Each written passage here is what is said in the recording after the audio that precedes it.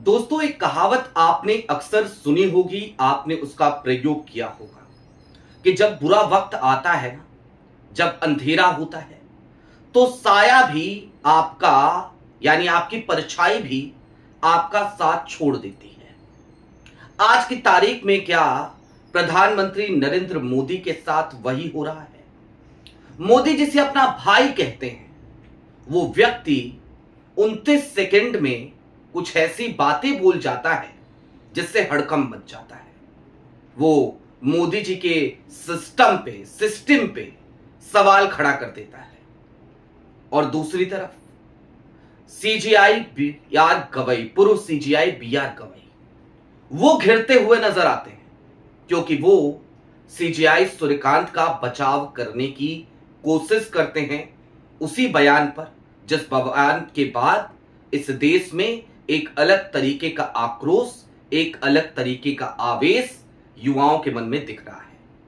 सारी बातें जरा विस्तार से करेंगे और इन दोनों खबरों को कितनी महत्वपूर्ण है ये उसका विश्लेषण करेंगे। नमस्कार, मैं स्वप्निल और आप मुद्दा देख रहे हैं। दोस्तों, आगे बढ़े उससे पहले वही छोटी सी अपील।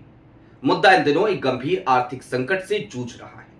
एक तरफ जहां हमारे मेन बैंक अकाउंट्स बीते लंबे समय से फ्रीज चल रहे हैं, तो दूसरी तरफ हमारे 2.5 साल पुराने चैनल को हमसे लंबे समय तक छीन कर भी रखा गया था। ऐसे में डे टू डे ऑपरेशंस में मुद्दा को काफी मुश्किलों का सामना करना पड़ता है। लिहाजा आपसे गुजारिश है, यदि आप चाहें तो स्क्रीन पर दिख रहे क्यूआर कोड या फिर के नीचे दिख रहे यूपीआई नंबर्स के जरिए मुद्दा की छोटी छोटी मदद जरूर कीजिएगा ताकि हमारी बेबाकी यूं ही बरकरार रहे। अब आगे बढ़ते हैं। इस देश में पेपर लीक को लेकर घमासान है। इस देश में पेट्रोल डीजल के बढ़ते दाम और जो त्रासदी आई है उस त्रासदी को लेकर घमासान है। मोदी सरकार के खिलाफ मोदी जी के ही पार्टी के लोग खुलेआम अब बोलते हुए नजर आ रहे हैं और इन सब के बीच भला मोदी जी के इकोसिस्टम के लोग कैसे खामोश रहते हैं? तो उसी इकोसिस्टम का एक हिस्सा जिसे बकायदा मंच से प्रधानमंत्री नरेंद्र मोदी ने अपना भाई कहा था, उसने क्या कहा है इसी कॉकरोच शब्द को लेकर, और उसने सीजीआई सूर्यकांत का नाम नहीं लिया, उसने सरकार पे ही सवाल उठाया। आप समझ गए होंगे मैं जिक्र कर रहा हूं धीरेंद्र कृष्ण शास्त्री का, बाबा बागेश्वर का। हालांकि बाबा बागेश्वर जो भी कुछ बोले उनके बोलने का कोई मतलब है नहीं, लेकिन हां, अगर आज वो मजबूर हैं तो क्यों हैं, वो अभी इस वीडियो को पहले देख लीजिए 29 सेकंड की, उसके बाद समझने की कोशिश करेंगे। कॉकरोच निकला। गजब है, भारत भी गजब है। जिन कॉकरोचों से लोग डरते उनकी पार्टियां बनी, पर इससे यह सिद्ध होता है बेरोजगारी तो बढ़ रही है, भारत का स्किल डेवलपमेंट तो घट रहा है। भारत के युवाओं की चिंता तो होनी चाहिए, यह तो सोचना चाहिए। देखा आपने बाबा बागेश्वर को सीधे तौर पर कॉकरोच शब्द को लेकर जो प्रतिक्रिया उन्होंने दी। जाहिर सी बात है वो इस देश का माहौल है, इस देश का मर्म है। और धीरेंद्र कृष्ण शास्त्री जैसे लोग, बाबा बागेश्वर जैसे लोग, वो बड़े सातिर लोग होते हैं। उनको पता है कि उनका धंधा पानी युवाओं की उसी फौज के जरिए चलती है, या फिर कि युवाओं के परिवार के उन लोगों के भरोसे चलती है, उन बुजुर्गों के भरोसे चलती है जो बुजुर्ग अपने युवाओं की समस्याओं के लिए, उसके निवारण के लिए बाबा बागेश्वर से उम्मीद लगाकर बैठते हैं। लिहाजा बाबा बागेश्वर के धंधे पे असर ना पड़े, युवा उनसे नाराज ना हो, तो बीच का रास्ता, मध्यम मार्ग निकालने की कोशिश बाबा बागेश्वर कर रहे हैं, धीरेंद्र शास्त्री कर रहे हैं। लेकिन दूसरी तरफ कोई व्यक्ति जिसकी विरासत बाबा साहेब भीमराव अंबेडकर से जुड़ती हो, जरा सोचिए वो व्यक्ति इस तरीके के बयान दे जिसके बाद आप और हम अपना माथा पीट लें तो फिर इससे बड़ी विडंबना क्या ही होगी। तो पूर्व सीजीआई बीआर गवई, आपके स्क्रीन पर एक हेडलाइन है, इस हेडलाइन को देख लीजिए। जी हां, सीजीआई सूर्यकांत के कॉकरोच वाले बयान का बचाव करते हुए पूर्व chief justice of India BR Gavai नजर आए। दैनिक भास्कर को इंटरव्यू दे रहे थे। उस इंटरव्यू के दौरान जब पत्रकार ने पूछा कि भाई सुप्रीम कोर्ट की बेंच से देश के मुख्य न्यायाधीश ने युवाओं को कॉकरोच कहा, पैरासाइट कहा, आपका क्या मंतव्य है, आप क्या कहेंगे? तो इस पर बीआर गवई साहब कहते क्या है कि देखिए, सोशल मीडिया का जो उपयोग है उसको लेकर के हमें सतर्क रहने की जरूरत है।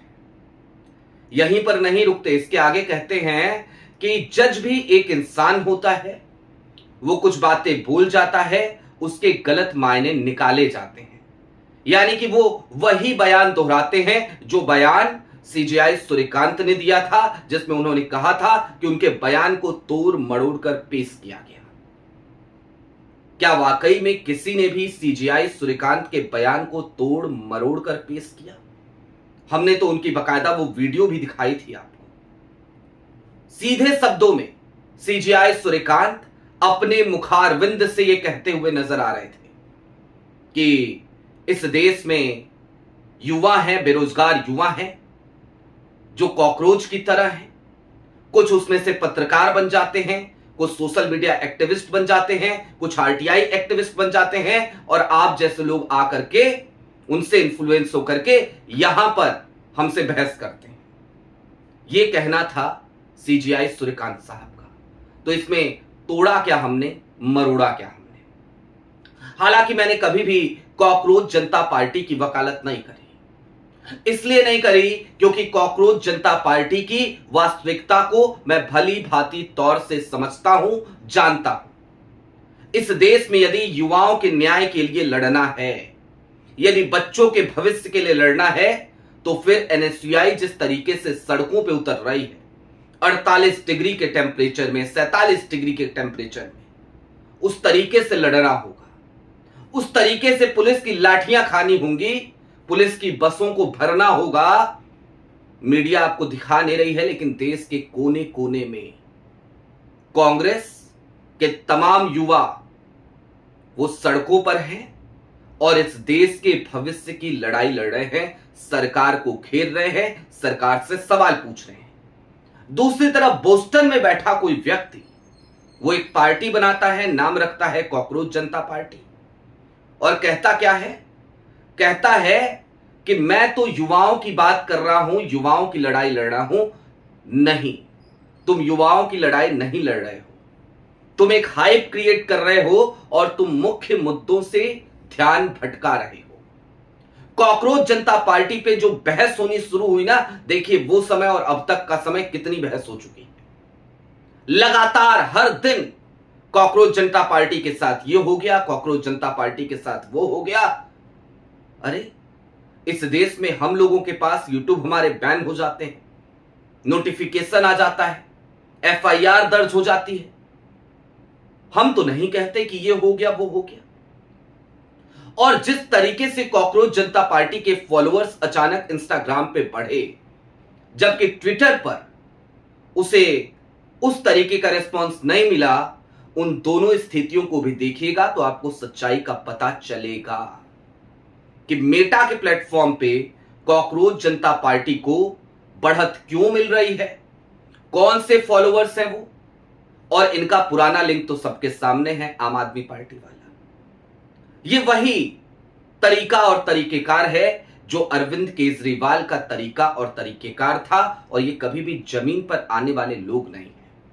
ये जमीन पे आकर संघर्ष नहीं करेंगे, ये जमीन पे आकर आपके मुद्दों की लड़ाई नहीं लड़ेंगे, ये जमीन पे आकर सरकार से सवाल नहीं करेंगे, बोस्टन में बैठ करके कहेंगे कि देखो मैं सरकार से सवाल कर रहा हूं। बोस्टन में बैठ करके सरकार से सवाल मत करो। और इंस्टाग्राम का अकाउंट उड़ जाए ना, या ट्विटर पे विदहेल्ड हो जाए, तो ये मत कहो कि मेरा बहुत बड़ा कुछ नुकसान हो गया। अरे क्या नुकसान हो गया, दूसरा अकाउंट बना, करो काम, जमीन पे तो लेकिन दिखाई दो। अब दोस्तों चलते चलते बस इस बात को समझिए कि आज की तारीख में प्रधानमंत्री नरेंद्र मोदी के सितारे वाकई में गर्दिश में दिखाई दे रहे हैं। स्थिति वो पैदा हो गई है जहां पर उनका साया भी उनका साथ छोड़ता हुआ नजर आ रहा है। भारतीय जनता पार्टी के भीतर एक आत्मविश्वास की कमी नजर आ रही है। प्रधानमंत्री नरेंद्र मोदी अपनी कुर्सी पर 2027 तक किसी भी हाल में बने रहना चाहते हैं, लेकिन वो जितने दिनों तक उस कुर्सी पर बैठे रहेंगे उतने दिनों तक भारतीय जनता पार्टी का हर दिन नुकसान होगा। ये तथ्य है, ये सत्य है। इस बात को मोदी जी भी जानते हैं और शाह साहब भी जानते हैं, लेकिन बीच का कोई रास्ता निकलने की फिलहाल उम्मीद उन्हें नजर नहीं आती। और ऐसे में उनका इकोसिस्टम उनसे हर गुजरते दिन के साथ बागी हो रहा है, उनसे ही सवाल कर रहा है और कांग्रेस को घेरने की तमाम कोशिशें इनकी नाकामयाब हो रही हैं। तमिलनाडु में इन्होंने कोशिश करी, बैकडोर से एंट्री लेने की, सरकार में वो नहीं हो पाया। केरल में इन्होंने सोचा कि कांग्रेस को तोड़ देंगे, वो नहीं हो पाया। कर्नाटका में इन्होंने लगातार कोशिशें करी, कर्नाटका में ये कुछ नहीं कर पाए। अभी भी गोटियां सेट करने में लगे हैं कि अभी भी कुछ चांस है, शायद कुछ हो जाए, शायद कुछ हो जाए, हो नहीं पाएगा। जोड़ तोड़ करके की इनकी राजनीति वो अब दुनिया के सामने है। सिर्फ देश की बात नहीं कर रहा हूं, देश के अखबार आपको सत्य बताएं ना बताएं, इंटरनेशनल अखबार लगातार मोदी जी के चेहरे से नकाब उतारते हुए नजर आ रहे हैं। इंटरनेशनल मीडिया रिपोर्ट्स लगातार मोदी जी की पोल खोलती हुई नजर आ रही है। और जब इंटरनेशनल रिपोर्ट्स की बात क्या ही की जाए, जबकि मोदी जी का इकोसिस्टम ही अजीत भारती जैसे लोग, धीरेन्द्र शास्त्री जैसे लोग, रंगनाथन जैसे लोग, आनंद रंगनाथन जैसे वो लोग ही अगर खिलाफत करने लगे, वो लोग ही अगर सवाल करने लगे जो हर बात पर कहा करते थे वाह मोदी जी वाह, तो फिर भला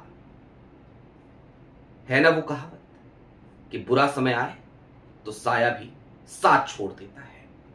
आपकी क्या राय है वो हमें कमेंट बॉक्स में जरूर बताइएगा। अभी के लिए दीजिए इजाजत। चलते चलते फिर वही अपील, चैनल पे नए हो तो सब्सक्राइब करते हुए जाइएगा, सक्षम हो तो मुद्दा की छोटी छोटी मदद जरूर कीजिएगा ताकि हमारी बेबाकी यूं ही बरकरार रहे। बहुत शुक्रिया।